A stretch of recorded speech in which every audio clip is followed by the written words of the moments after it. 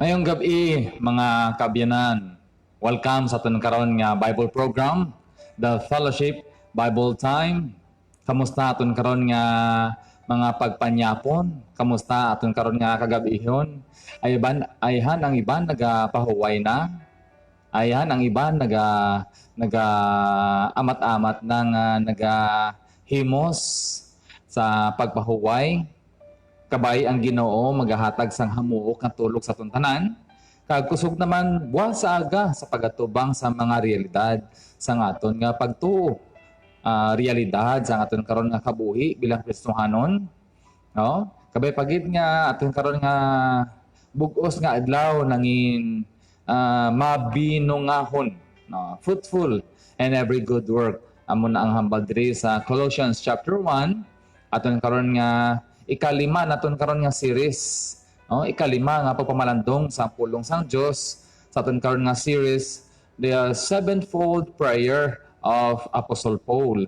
Aton nga pagatun-an busisiun kung paano nangin fruitful, efficient, and effective ang prayer ni Apostle Paul, no? Amo ini aton kinanglan subong mga abyan. Tion ini nga mga muyo kita. Hindi ini tion para magngasal sang aton kinamatarong sa sining gobyerno o sa sining ginatubang natin karon nga COVID-19, no?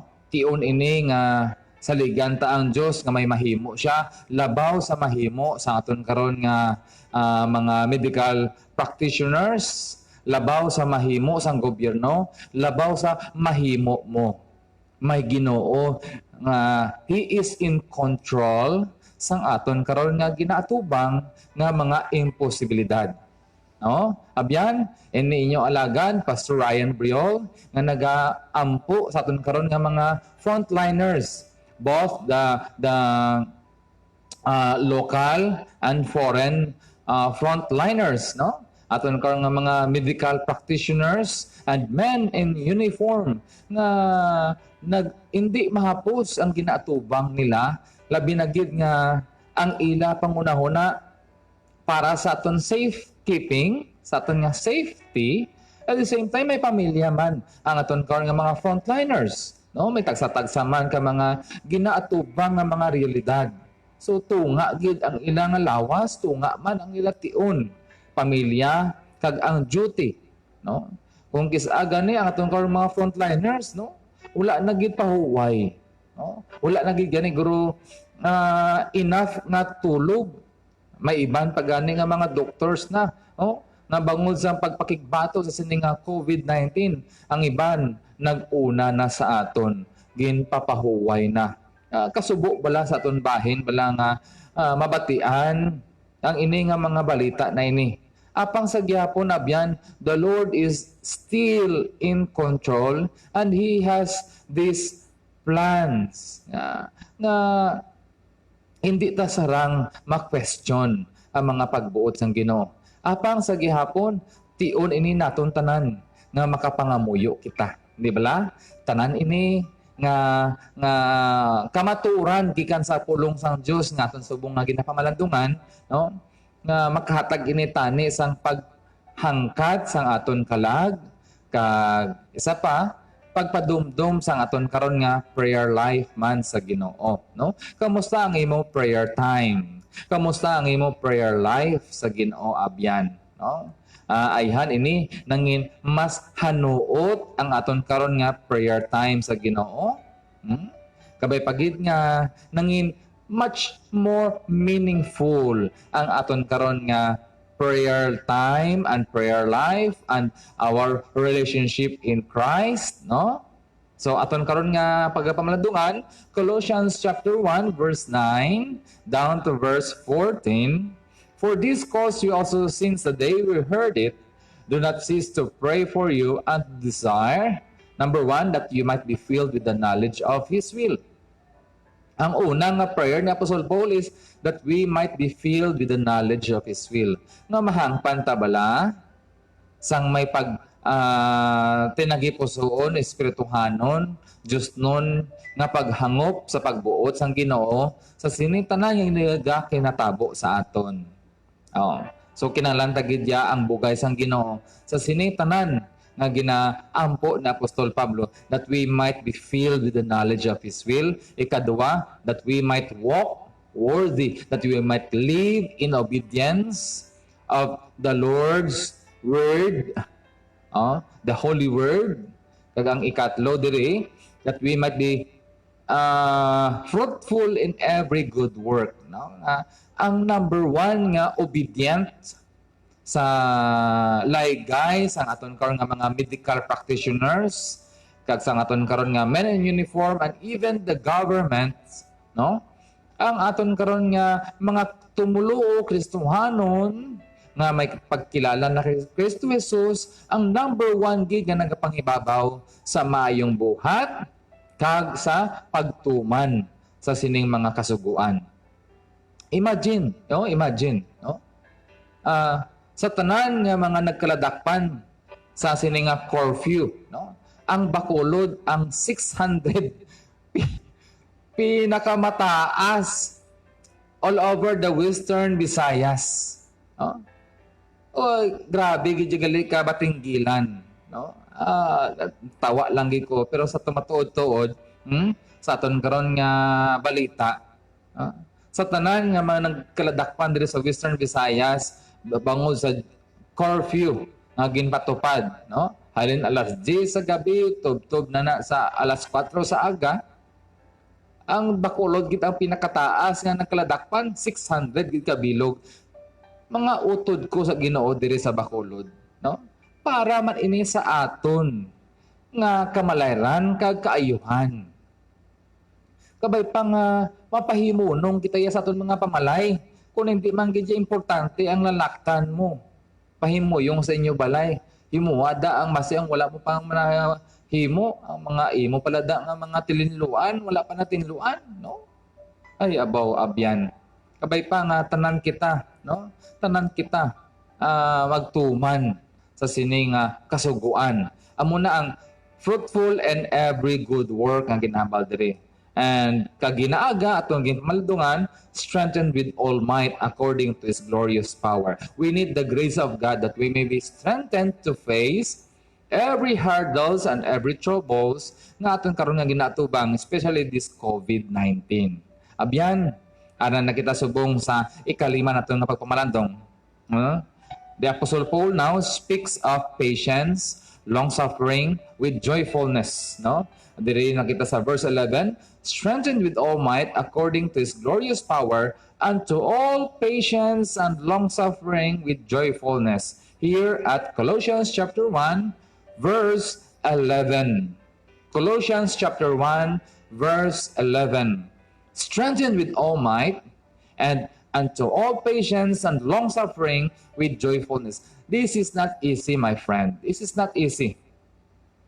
To have patience and long-suffering with joyfulness. Pagpasensya, pagbatas, nga may kalipay.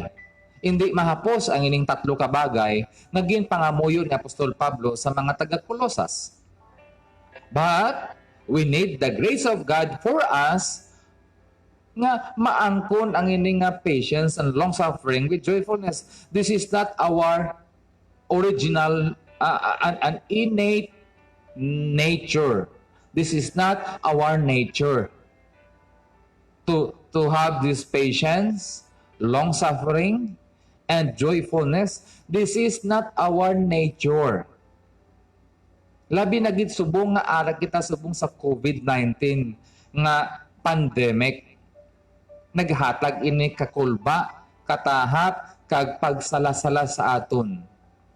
Pero abyan, amo na ang hambal ni Apostol Pablo that we need the grace of God to enable us nga may ara man kita nga pagpasensya, pagbatas sa sining kinatabo, kag pagkalipay sa presensya sang Dios. Lantaw bala Romans chapter 5 verse 2. By whom also we have access by faith into His grace, wherein we stand and rejoice in hope of the glory of God. Romans chapter 5, verse 2, by whom we have this access. But silingon posible gali nga mabuhat naton ang ining pagbatas sa tunga sang COVID-19. Posible gali nga may pagpasensya kita sa tanan na nga kinatabo sang aton karon nga ginaatuba nga realidad sa kabuhi. Kag at the same time may pagkalipay sa presensya sang Dios, kalipay nga may contentment kita yara lamang kay Kristo Jesus. It's not our nature, but by the grace of God, mahimo naton ini. Because, hambal ni Apostol Pablo, I am what I am because of the grace of God that enables me, no? Sa mahimo ini tanan. Actually, Apostol Paul, no? Human as he is, pariho man naton siya. May mga limitations, no? May mga weaknesses man sa kabuhi. May old nature man sa Apostol Pablo. Pero amo nang habal niya, although it's not easy for me to do it, but because of the grace of God, no, nga nag-enable sa iya, nagbulig sa iya, nakapadayon si Apostol Pablo sa kabuhi niya nga hindi mahapos. Remember the book of Colossians, especially the book of Philippians, ginsulat at tanan sa sulod siya sa presento, sa sulod sang prisuhan. Sobra pa nagani sa quarantine. Sa sulod sang prisuhan, imagine that. Sa sulod sang prisuhan, pero nakasulat siya sa 4 books of the New Testament. Colossians, Ephesians, Philippians, and Philemon. Ginsulat niya ini sa sulod sang prisuhan. Pero wala mo gid makita dira ang iya reklamo. Especially the book of Philippians. That's why ang pinaka-theme sa book of Philippians is J-O-Y. Joy, kalipay. Rejoice, and again I say, rejoice. Kagamo ini ang ginhambal niya sa taga-Colosas, may ngipon gid nga makahambal sa Apostol Pablo nga we should be patient and to have a long suffering with joyfulness. Kay nga ginbuhat niya ini. Kabay pagit ang bugay sang Ginoo magatudlo sa imo, sa akon, kung paano natin ni mahimo sa tunga sa sining COVID-19. No? Nangin isa ka lamang ini ka realidad sa aton bahin. Hindi ni ka superficial na klase nga declaration ni Apostol Pablo sa aton. But we can make it. We can do it. Amo na gani hambal nga strengthened with all might according to His glorious power. According to the glorious power of Christ, mahimo ta ini malampuwasan ang pagtilaw na ini. Just hold on, believe, and have faith in Christ. I would like to invite you to open your Bible also. So 1 Corinthians chapter 15. Kanami balasang declaration dira ni Apostol Pablo. But by the grace of God, I am what I am. And His grace, which was bestowed upon me, was not in vain, but I labored more abundantly than they all. Yet not I, but the grace of God, which was within me. But the grace of God, which was with me, I labored among them all. I labored more abundantly than they all. The grace of God, which was bestowed upon me, was not in vain. I am what I am because of His grace. Abyan, it's not easy for us to face alone the COVID-19, the limitation of our finances, no, the scarcity of our material things. Kulang na kulang tanan ini. And we can make it. We can't make it to face alone this problem. We need Jesus. We need God. Abyan. Kabay pa nga, may mga realization kita subong abyan sa aton bahin bala. Nagahulat lang ang Ginoo sa aton nga pagpanawag. Call unto me and I will what?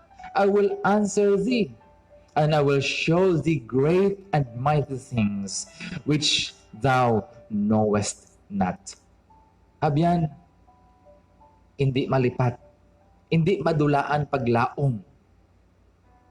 Sa iban nga pungsod, may recession nga ginatawag. Sa iban nga pungsod, labi na gid sa US, naga-text, naga-chat ang iban dito, please pray for us, pastor. Okay, in the next few weeks, wala na kami trabaho. No work, no pay. Ano na lang kami? Ang tanan, abyan, sa bugos, ang kalibutan, nagasala. Nagapanumdum kung paano mabuhi. Pero abyan, every morning, nagabugtaw kita sa kaloy sang Diyos. Every morning, may mga chances nga ginahatag ang Diyos. Just hold on. Believe and have faith in Christ.